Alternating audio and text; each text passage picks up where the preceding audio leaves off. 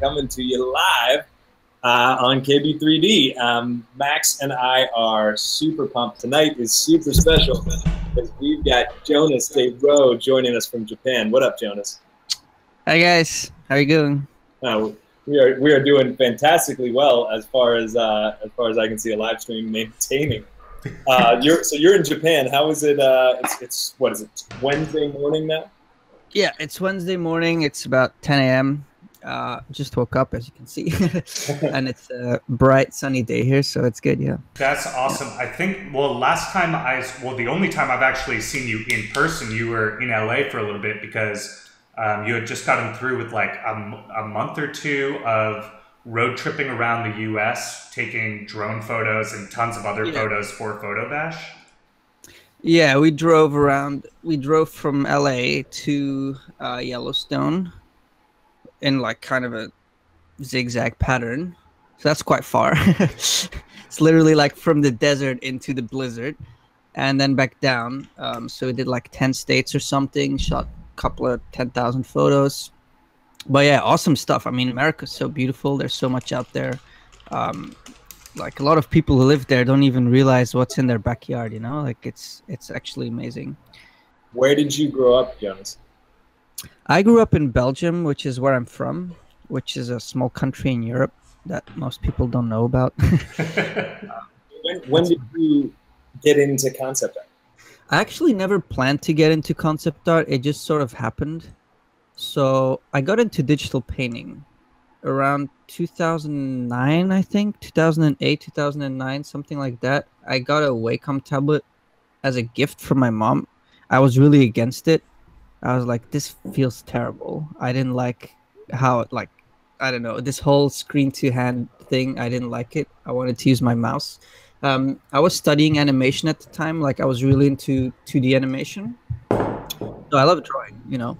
But the transition to digital was a little bit awkward for me.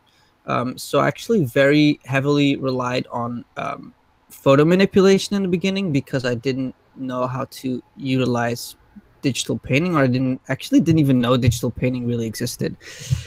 And then I think I discovered DeviantArt and started putting my crap up there. And yeah, slowly the ball began to roll, and I got comments and likes and shares and all this stuff. And yeah, then commissions started coming in, and I think by 2011 I was working on my first film. What film was that? It was called Cloud Atlas. It was like a really artsy. It was a movie that wasn't actually sponsored by any big studios, so it was like partially independently funded with all these different. But it had a huge cast. You know, there was like Halle Berry, Tom Hanks. There was a huge cast. I can't even come up with all of them right now. But it was like a A-list movie, but all the funding came from different places, so it was a bit alternative. And they also took artists from all around the world. I actually worked, and I think Maciej Kuchara might have been on it as well, or it could have been the film after. I get stuff mixed up because it's like, you know, 7 years ago, or 8 years ago. So it's such a famous book that was to have the Wachowski stepping in. So you've actually worked with the Wachowski several times, right? You did Jupiter Ascending. Yeah, I actually got to meet them pretty closely because the second production I did with them was like also they work very internally, and yeah, if you don't work as a freelancer, if you work as a studio, the benefit is that you get to interact with you know, the art department and the production designer and the directors directly. So you kind of get to know them, and you get to sit down with them and look at stuff, and it's not being relayed through third party everything. So yeah, I actually I worked closely with them for a few years, and then after that I actually went more into the hermit position again, where I was like, nah, I just want to be home. I just want to work from home. So now I'm actually only doing freelance. The last time I worked in a studio was here in Tokyo in 2016. I worked at Square Enix for quite a while in-house. And then after that, I actually completely moved to purely freelance. So now I'm just working remotely. And also we started our Photo Bash website. So it became kind of hard to commit 6 months to a studio, you know, because we're planning trips all the time. And I mean, I'm actually going to work in-house next month. So I kind of lied.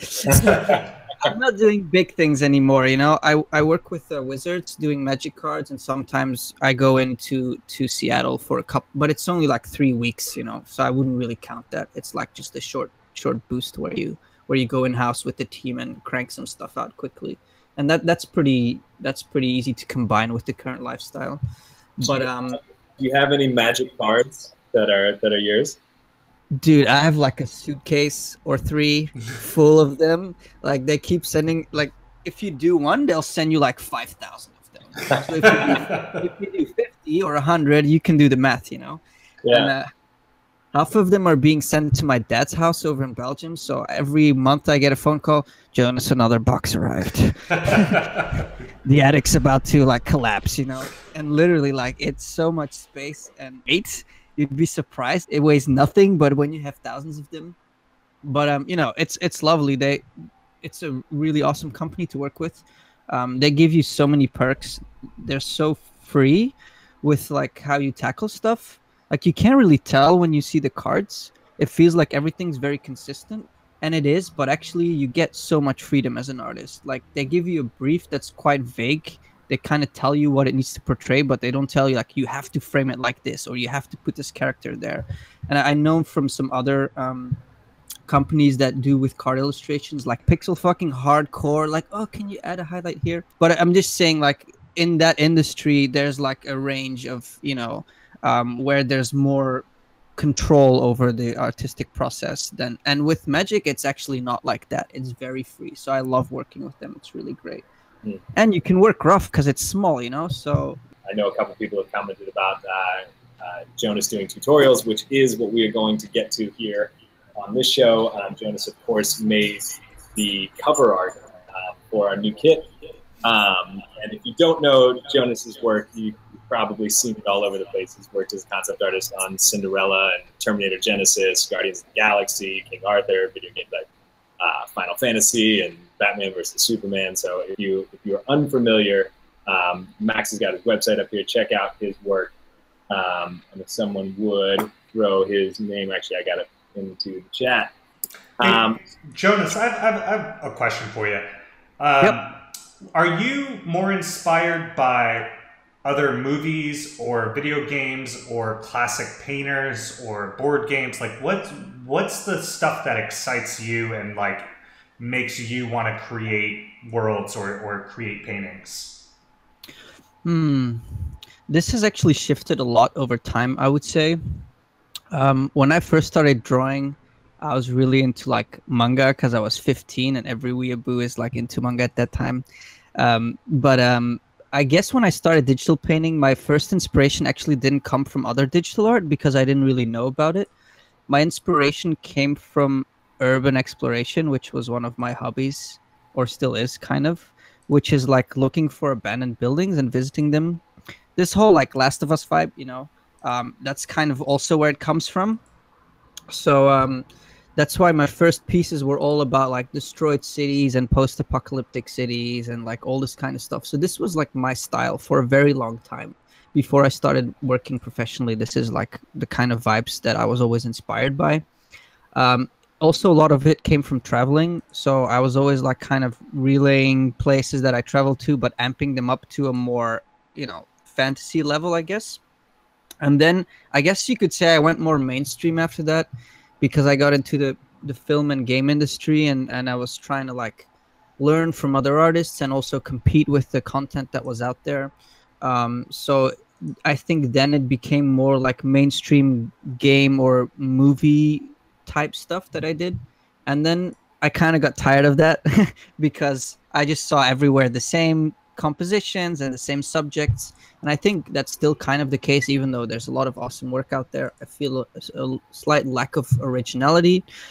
So now, like, my inspiration is diverting more again into different channels that aren't directly related. You know, like maybe illustration or books or, again, travel or things that are like a little bit out of the box, I would say.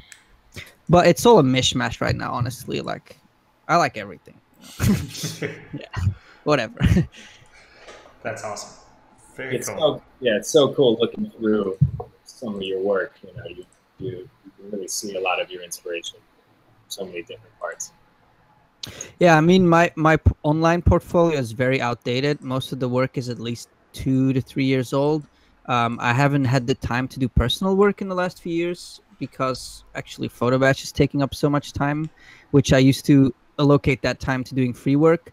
The rest of my time is doing professional work, which I can't share until a few years down the line. Usually, like for example, your cards with the Gothic kit, I'll probably only be able to show them like a year or 2 years from now. So we can use it to necromance the kit though, so that will be great. Yeah, so that's pretty much it. But I'm trying to start uploading to ArtStation now because I actually never really put any love and care into my ArtStation account because I was too busy. So I'm gonna upload all my old stuff, and then I'm gonna probably start sharing a lot of new stuff that's unreleased, mostly professional work, like stuff I did for films or games that came out. You know, so hopefully there will be some new stuff to look forward to. Do you find it hard when you have like a huge body of work but you can't share it, and you have to go like months and months or even a year or two without being actually able to show any of the work you've created? Is that tough for you, or is that something where you're like, it's just a job and my portfolio keeps me busy enough as is? Without trying to sound old, I'm kind of like past that, you know? Like I used to feel like that stuff, and I think it's tough for people who are starting out because you're so excited about all the great things that you worked on. You're like, oh, damn, this NDA, I can't share it, you know? I want to show the world. But with me, it's like, again, without trying to sound old, I feel like I forget about the stuff that I did. And then 2 years later, I looked at my hard drive and I'm like, oh, shit, I did that piece. I can share this. I never showed this to anyone, you know? Like because you know, you do year after year and more work comes, and it becomes kind of a routine in the best way possible. But I don't feel a personal connection with professional work anyway, because it's commissioned. You don't own the piece. It's someone else's idea mostly. So I'm not really like jumping to post it unless I like really stand behind it personally, which rarely happens, to be honest. You know, like if I do a personal piece, you know, like the Kid Bash one that I did for you, that's a little bit more like you just let me do whatever, you know, you said, here's the kit. So I'm very excited to share that. And I will very soon. Yeah, for stuff that's like very specific for projects, definitely with film also, a lot of the work is like, it's not that exciting to show because it's not like this polished portfolio piece, it's production art. And production art is more about the purpose than the art, which a lot of people forget, you know. When I worked on Fast and Furious, I think 7 or something, I had to design this drone. I did like 60 iterations of the same drone where there's like one screw difference. I don't want to share that stuff, you know, like who cares? I also have bad memories of it because of this 60 iterations. So some work you just kind of like, oh God, I'm glad it's out of my sight, you know, like I don't want to have anything to do with it anymore. And other people are like, oh man, it's awesome. Like, why don't you share it? It's like, yeah, well, you know, it is awesome when you see the final product, but sometimes the path of getting there is really hard and so much work that you actually need to like take a breather afterwards and take some distance from it. So yeah, I don't know where I'm going with this, but these are just random thoughts coming to my head regarding your question. Well, speaking of personal work and work you're pumped up about, the new one that came out today, the cover of the Egyptian kit. Should we crack that open and take a look at it? Yep. Sure. I'm ready. Just the cover, but I guess I should start with the model. I'll just do like kind of a whole run through. So this is the final model that I have. See, I used almost every piece. This is what's left of the kit.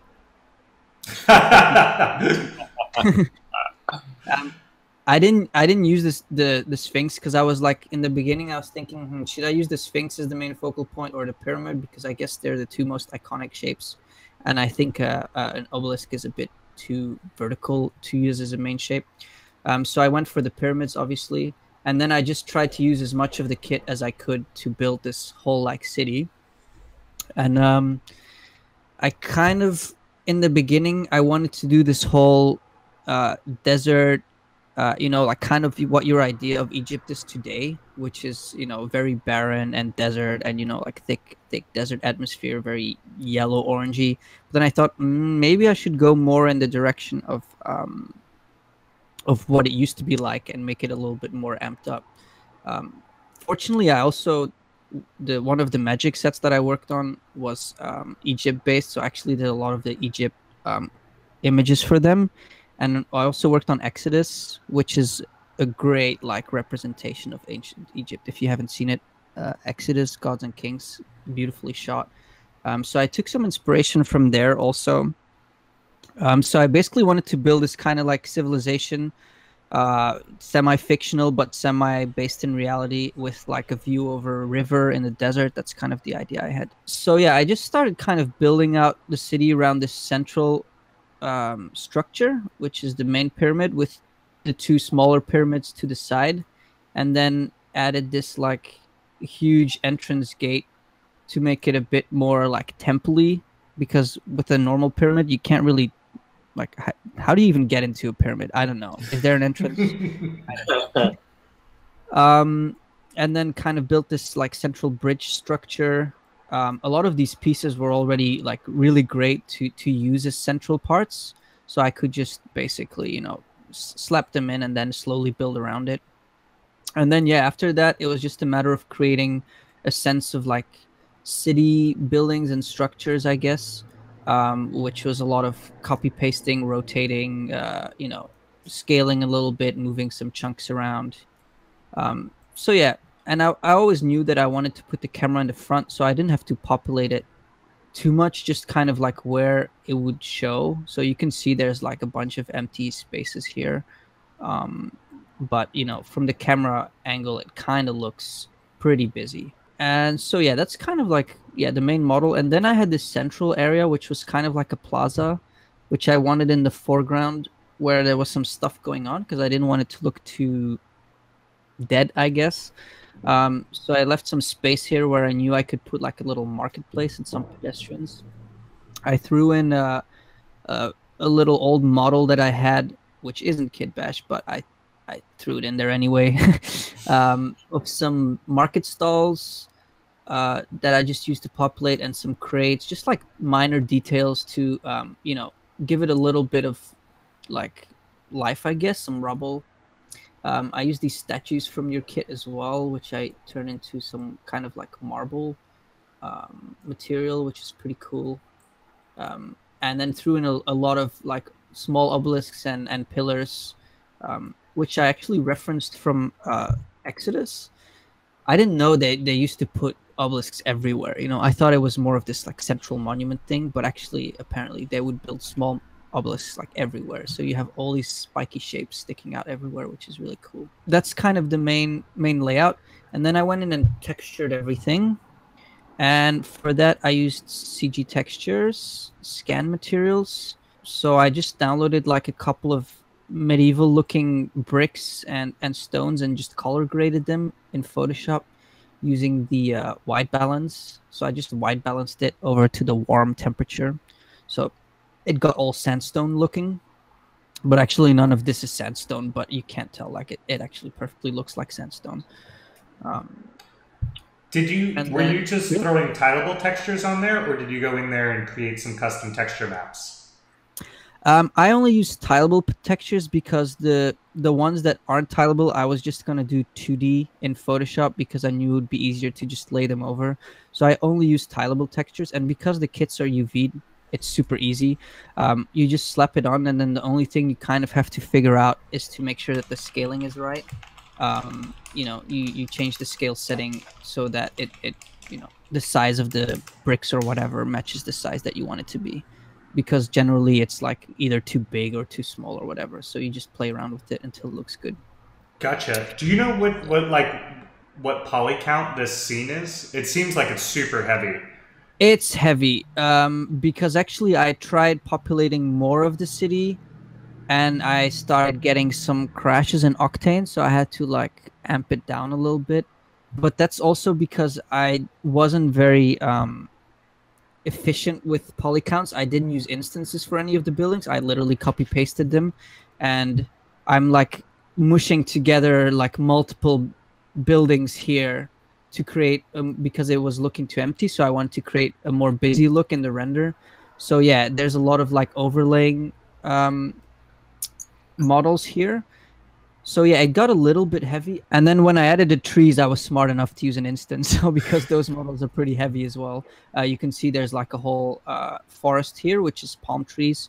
But that's just one model of a palm tree, which is floating over here, which I then used Octane Scatter to populate the scene with.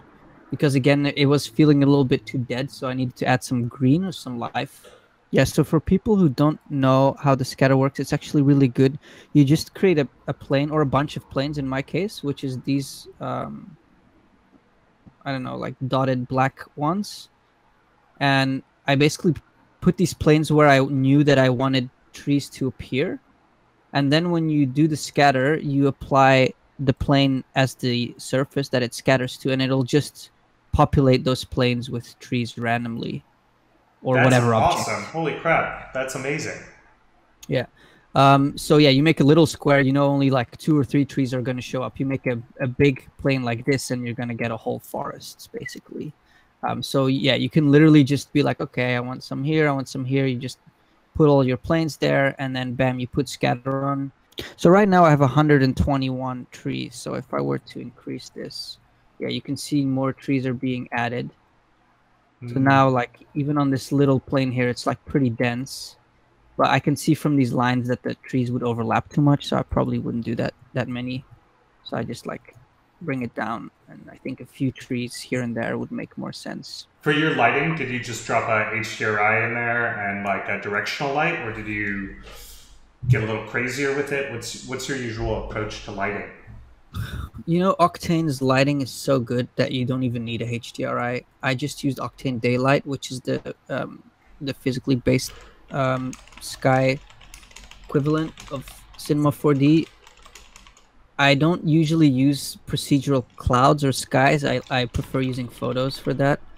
I just want the light onto the geometry. I don't want the actual sky. Like, I never render the sky. So in terms of just lighting and flexibility of using the sunlight, the Octane Daylight does just fine. Like, it does great. Awesome. You can move the sun around however you want. You can, you know, choose the angle, and yeah, it always looks good. Super rad. Jonas, how long have you been working in Octane? Pretty recent, honestly.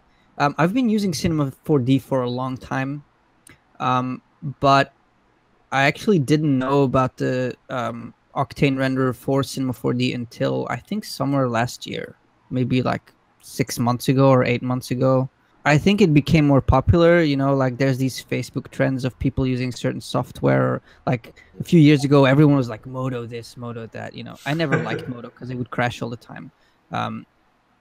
And everyone used to be like, oh, Cinema 4D, it's for graphic designers or whatever. I think Cinema 4D is great. Like, it's really easy to use. It's really stable. It doesn't really crash unless you go totally insane. It handles very high poly counts.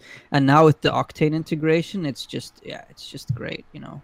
So Sikar asks, when working in the film industry, you have to do a piece like this Photoreal Egypt one, how do you present your first version to the art director after a brief? Do you make any sketches to show him or her, or show the rough 3D blocking? And how much time or how many days does a piece like this usually take you in production? That entirely depends on your ability to figure out what kind of person you're dealing with, because some directors or production designers have a great sense of imagination, and they get it if you show them a scribble on a piece of toilet paper. And other people, they need like a photoreal render, otherwise they're like, what's this? You know, I don't get it. So it really depends. I've been fortunate to usually work with people that respond pretty well to rougher sketches or rougher images, and they see past the lack of photorealism, so you can kind of iterate it more.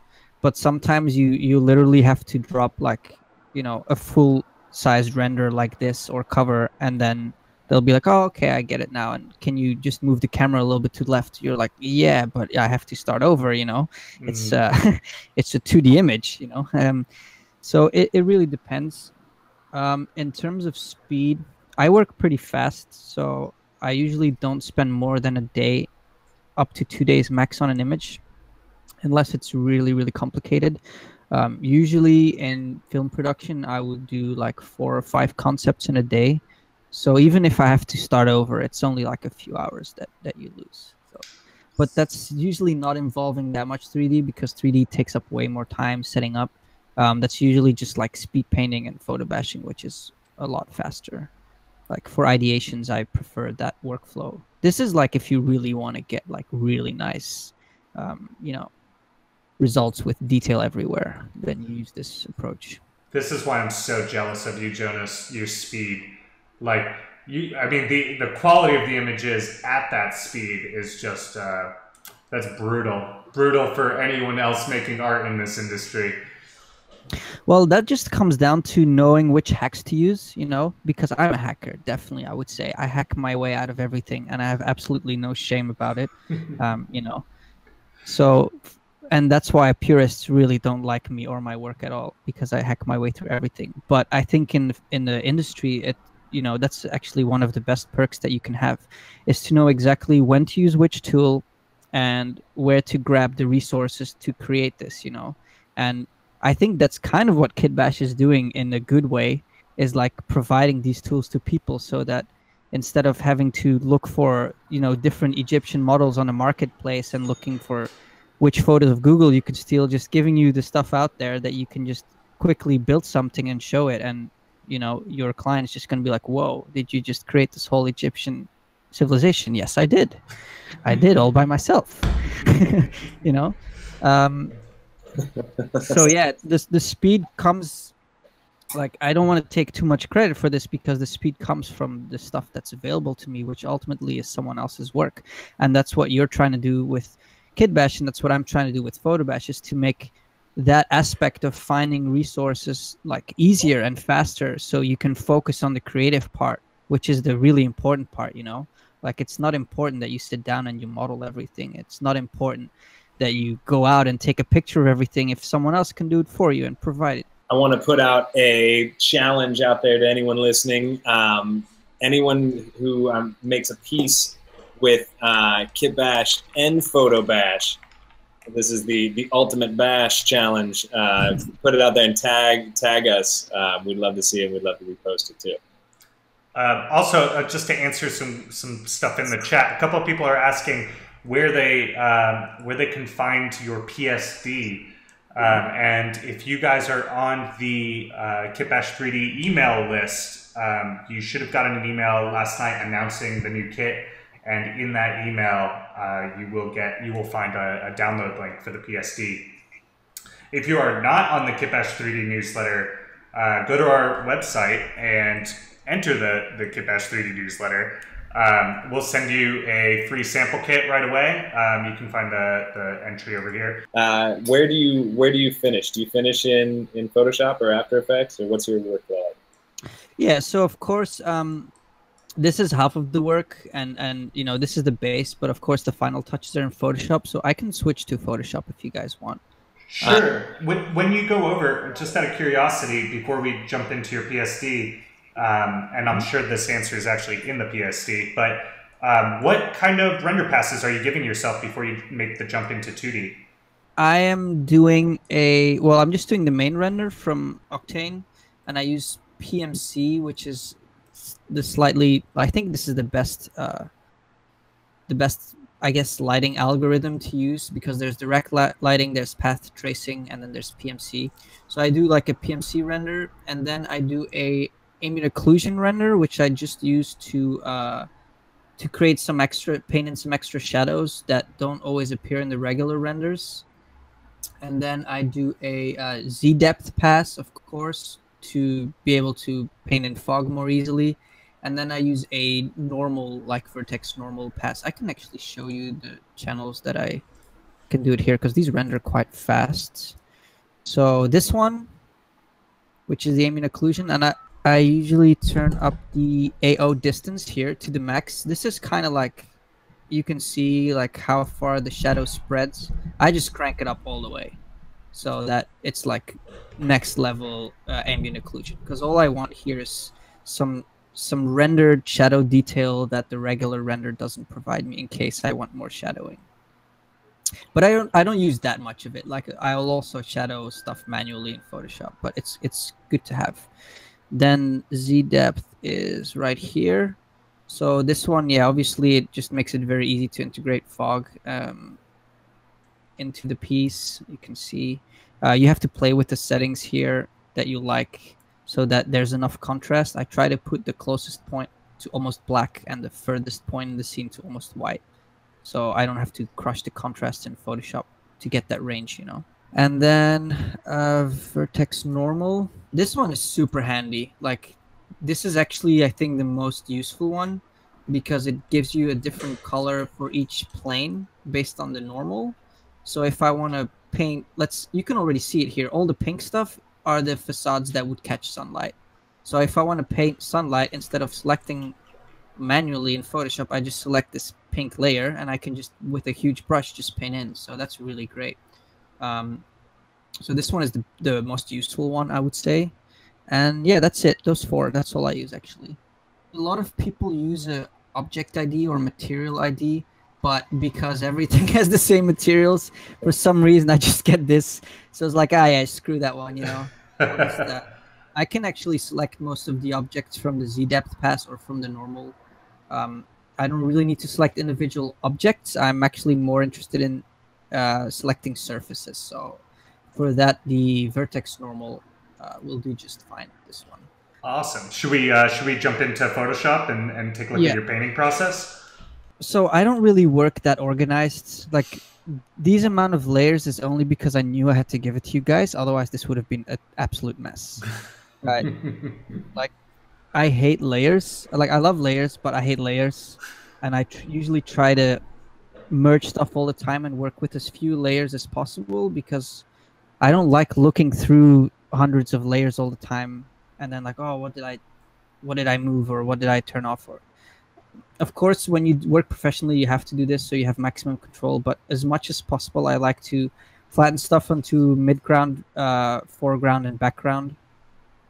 But here I have a bunch of layers, so we can start from the beginning. So these are the ones that I talked about. So I got my Vertex Normal, I got my Z depth. I created two versions of each, one without the palms and one with the palm trees. Then I got my Ambient Occlusion layer, and I got the main render. I wanted a backlight scenario, which is this one, where you get these kind of nice, you know, backlit highlights that everyone loves. But I felt like it didn't, with the real lighting of Octane, it didn't really cast enough light onto a lot of the interesting structures. So I kind of did a hack there where I created a second layer and then I merged those two where it seemed, you know, artistically fit to create one lighting scenario, basically. So here I've already merged them. You can see here, this part is lit like before, but then we also have light on these buildings. And this is kind of just like painted in from the two different renders.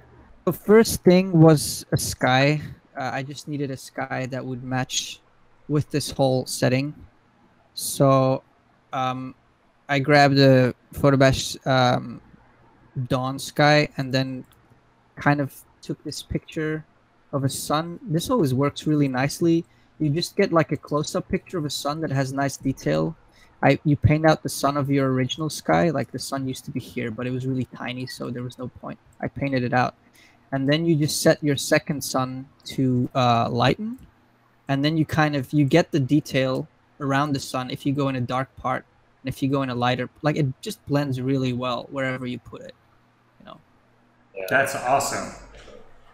Like, these streaks look like the streaks here. You can't really tell that it's a different cloud. Wow, that's great. So that's usually how I create skies. I usually use a separate sun image to have more control over that. And then I needed the landscape.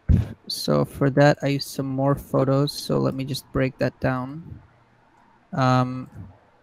So first I just like took a desert photo, which also kind of matched. And this our friend shot this in Jordan around the Petra area. And actually, a lot of the Egyptian movies have been shot in the same valley because it has this very similar rock and color as the area around the pyramids. So this is pretty accurate, I guess you could say, geologically. So yeah, I took a nice backlit photo that was also taken during sunset. Here I bashed in some deserts I shot near LA. Because I needed, this part was empty, so I needed a little bit of stuff over there. More of the rocks also from the Petra area. I knew I wanted like a mountain slope or rock slope on the left side, and then I wanted kind of a river that would lead the eye towards or away from the sun on the right side. And you know, like rivers catch reflections really well, so I knew that the river should be on this side. Here, this layer just kind of like painted out this part that was a little bit too dense. It's a smoke layer.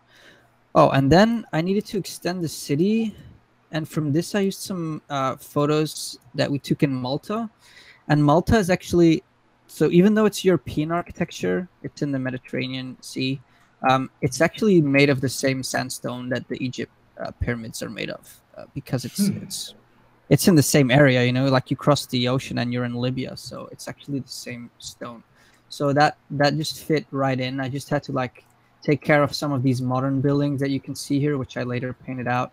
And then I painted in some obelisks. But yeah, it kind of like blended in as an extension of the city. Like even like this, you can't really tell, apart from a few modern buildings, that it's like a, you know, a picture from today. Then some more rocks in the background. And then, yeah, here I used a photo that we took from a river in New Zealand, I think, and just color graded it to be this deserty color. It was a nicely backlit photo, so it was very reflective light, so I knew it would be perfect for this. And then, yeah, I kind of had like the main idea of the composition down, you know, city extension on the left and then river on the right. Put in some very basic smoke. Here I have a water reflection layer, which is just very simply, the easiest way to do that is you literally just select the layer and then take a big brush and set it to add or something, and then just start painting wherever you want the, you know, the hot spot to be. You just paint into that selection, and then you can create kind of this highlight wherever your light source is. Then I felt this was too empty, the 3 pyramids, so I was like, okay, duplicate. Okay, then I put in the palm trees. I wasn't that happy with the render of the palm trees. Like, they look all right, but they look a bit too gamey. Like, they weren't catching the light nicely in the green parts. So I knew that I was going to overlay that with some photos later to make it look a bit better. Some fog here. And then here I'm using the Z-depth pass. Here I use the Z-depth as a base to create, you know, a very strong fog layer. Again, another fog layer. Always need fog. Everyone knows that. Some more lighting, which is basically you copy the existing lighting and then you set that to add or screen, and then you paint it in. So it's just to like put more emphasis on certain parts. Oh, this is an interesting part. So this is a color dodge layer, and I wanted this bounce light feeling, which wasn't really in the original render. So that's where I use the Vertex Normal. So you know how like sandstone tends to catch a lot of light and then reflect it and bounce it, and you get this very warm red kind of glow sometimes. So I thought, okay, if the sun light's here, it would bounce probably on the purple surfaces because it's the face opposite of it. So what I do is I select this surface and I create a new layer, set it to color dodge, because that's kind of the blending mode that simulates that kind of bounce light, you know, very saturated the most. I leave the mode of the brush to linear dodge, so I can paint over it to intensify it. I don't have to stick with one value. And then I take like a very dark saturated color, and then like you can like really nicely paint in this kind of like bounce slidey feeling. This is awesome. Yeah, these are so cool tips. It's set a little bit too harsh now, so I'll just lower the opacity. And you might have to play around with the settings of the color a little bit. And you can easily also suggest like torches or something going on inside the street. Like there would be a light source below. And it actually takes the details of the geometry. Like it's a little bit dirty, but you can see your model geometry is actually there, you know? I don't have to do any selections. It's just all based on the Vertex Normal. That is so cool. Yeah, that Vertex Normal map, that's a game changer. It is. I mean, this is 3 days of selection work saved. That normally you would have to like hand select all these faces, and still you wouldn't get the same amount of detail because you can see it perfectly follows the geo there. Yeah, and I think something for that's just cool to keep in mind is like going over it and doing a pass of your environment and really thinking about that bounce light. And if you're not getting enough of it, not just looking at how the light is hitting your strong direct light facades, but then looking at what you can do to make the shadow sides more interesting and add a little more form to that structure by bringing up that bounce light. Yeah, because no matter how good a renderer works, it's always going to look a little bit flat and not interesting compared to like a movie set where they light everything until it's perfect from every side. So you kind of have to give it a little bit of love personally. Just go in there and like artistically choose where to add. And I usually check the image also in grayscale value just to see if like the value structure kind of makes sense where I'm adding it. Gotcha. Yeah. Huh. So yeah, I'm just doing this randomly. Ian asks in the chat, do you use color dodge with sundown scenes? With what? Sundown. It's like when the sun is down after sun is set scenes. I use color dodge wherever. I don't think it really matters that much, what exactly the light source is or the sun position or whatever. I think you just have to understand which blend mode to use when. And when it's about saturation, like very strong saturation, I think color dodge is the winner because just of how that algorithm works. Generally, I think if you want the most realistic way of how light reacts in the real world, you should just use additive because real light is additive. Like if you want to do stuff like lens flares or bloom, you should not use color dodge unless you want that like really over the top saturated look. I think linear add or screen, but screen is a bit too soft. I think screen is better for smoke or some, things that are semi-transparent. But just for light, I would say you should use linear add to have the most non-destructive realistic effect. So for example, let's say that I want a bloom here on this highlight. Usually the linear add will give me the most like realistic, natural looking effect in terms of glow. It just blends nicely without oversaturating it. You can see that color dodge is like really strong. I'm using the same color, and here it's like red, super saturated. It like the curve to the saturation like peaks up very quickly with color dodge, which linear add does linearly and not exponentially. That's the main difference. I think color dodge is great for creating a neon effect, so to speak, because of the saturation, or for bounce light. You can use a linear add for bounce light as well, but color dodge gives it a bit more that like it looks a bit more painterly, because you know how like classical painters, to do bounce light, they would just use a really saturated red or blue or something without trying to like put in a natural tone. It's just like full on bam, there's like a bright red highlight there, which simulates this bounce light, but a bit extreme on the extreme side. So that's where I would use color dodge. I love seeing these tools that you use, and then looking at your older paintings, and you can see so much of these things that really define your style and what makes a painting really look like a Jonas painting.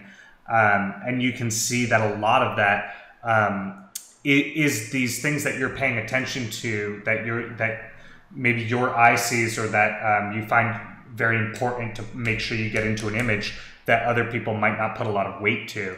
And I'm just pulling up one of your images and now like realizing, seeing the uplight coming in and the color dodging that's coming in that I wouldn't have noticed before watching you actually pull apart this PSD. Well, I love painting with light. Like when it's time to do the dodging, the linear dodge or whatever, that's like the most fun time of the painting. I'm like, yes, I get to paint with light. It's just fun, you know, and it always adds this kind of magic to it, you know. It's like a final touch. But at the same time, I do have to say, you have to be careful with that. You're taking it into this kind of more gamey, unrealistic look very quickly. And I think it takes more skill to be able to suggest these things without relying on any blending modes. Like, if you look at certain painters, like, you know, if you look at a Craig Mullins painting, you won't see that much dodging. We actually interviewed him on Level Up, and he said he never uses. He's against color dodge. He says it's like one of the worst blend modes ever. If you know which value or which color to put down, you don't really need these tools. And if you look in the real world, except for like, if you're like looking directly at the sun and something's very reflective and very shiny, like with your real eye, you won't really see any bloom in the real world. And we tend to over bloom stuff, not only in concept art, but in video games. You know, like most video games use a bloom on the whole freaking setting, whether you're looking at the light source or not, because it gives this kind of dreamy, you know, feel that everyone responds to. But actually in time, I'm trying to revert more to a slightly more natural look where it's used more subtly. Because I used to put it all over the place, and I think sometimes it can be too much, and it's a very certain style. Like, I think in this piece it worked because, you know, we're trying to make it shiny, and it's a product, and we're trying to make it catch the eye and all of that stuff, you know. So in this particular scenario, it definitely made sense. But I think in other pieces, maybe I would probably try to tone it down, and when I want to highlight, I would just pick a bright color directly without using any blending mode. I guess it's a preference, you know. It really depends which type of look you're trying to go for. I mean, that's also super cool that you're evolving your style as you go along and starting to find yourself easing off like your older tendencies and looking for new ways to challenge yourself and how to up your game. Do you feel like you spend a good amount of time training still? No, not anymore. Like the last few years, not really. I don't really have the time to train. I think those were the days where I would like post 5 paintings in a day on Facebook and be like, okay, here's another sketch. Okay, here's another one. Those were the training days. I think everyone kind of should go through that for a few years just to like hardcore put in the mileage and you know, I don't think that I'm like the best painter now compared to then. I might have gotten worse, who knows. But I think that I've spent enough time just practicing so that now I can focus. Like, I understand the tools, I think, and I think I understand when to use which tools, whether it's to have a very rough result or a very detailed result. So don't really have the luxury of training that much. And also, as you get more experienced, I think a lot of training slowly comes more from looking than from doing, you know? Like, I think I learn a lot from just looking at a piece now without having to try it out, you know, because you know all the techniques. You've done a speed paint, you've done a render, you've done a photo bash, you've done selection painting, you've tried all of those things, so you know all of those techniques. And then you look at a really nice piece and you go like, okay, this is how this person used these tools to make this image. And all you need to do to learn is just analyze it rather than like try to copy it or whatever. Awesome. So that was the whole color dodge stuff. So let's continue. Oh, then I actually tackled these palm trees because I didn't like them. So I had some masked photo bash palm trees because these just have way more. You can see immediately it just has way more like interest and highlights if you use a photo with using the right lighting angle. So a lot of times what's good is to use a photo over render and then just kind of mask it in or blend it in, so that's like half render, half photo, and you know, together it kind of works. That's amazing. That's beautiful. Just that subtle little photo on top makes such a huge difference. Yeah, and it's just a copy paste. I mean, it's 3 times the same photo, but you know, just by masking it in differently, you're only exposing certain highlights or details, and you know, it kind of works, I think. And then I put in some like full size ones, just again where I thought the render was kind of lacking. Then here I used the ambient occlusion to create some shadow detail. Like for example, here I thought this was not defined enough, so just painting in a little bit of my ambient occlusion layer, you can create some shadows in some parts. More smoke, separating the layers. Highlights. So again, these are created using the Vertex Normal. You can see it shows actually the detail of the model. It creates this interesting pattern here, which I don't really know what it was, but I actually liked how it looked, this kind of diagonally tilted thing. I don't know, kind of liked it. More highlights. So here I'm like going in with a linear add and creating like small blooms. This rock probably wouldn't be that reflective in real life, but you know, I was trying to make it all shiny, so I went a little bit over the top with that.